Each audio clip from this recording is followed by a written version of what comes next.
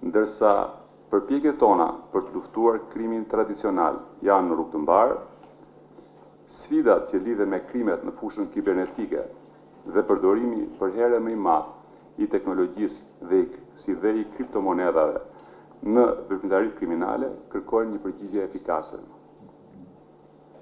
Zhvillimet e fuqishme teknologjike kanë rritur ndjeshëm kapacitetet operacionale të individëve dhe rrjeteve kriminale, ndërkohë që adaptimi i strukturave tona me këto transformime ka ecur relativisht ngadalë,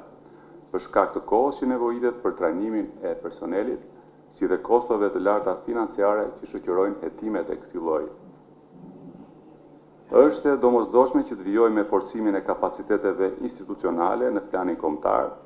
ndërkohë që nevojitet të sigurojmë një fleksibilitet operacional të një niveli më të lartë në bashkëpunimin rajonal. Ecja me ritme të ndryshme në këtë aspekt do të ulte efektivitetin e punës sonë si në planin kombëtar, ashtu edhe në atë rajonal, ndaj mbështetja e projektit edhe në këto aspekte do të vijojë të jetë e rëndësishme për bashkëpunimin tonë më tej. Ndërsa shohim përpara, e ardhmja e këtij projekti duket premtuese. Megjithatë, duhet jemi të vetëdijshëm se ecuria më tejshme mbetet thelbësisht e lidhur me vullnetin e secilit prej vendeve sot pjesëmarrës në takim për ta vendosur bashkëpunimin efikas rajonal në qendër të prioriteteve të tyre.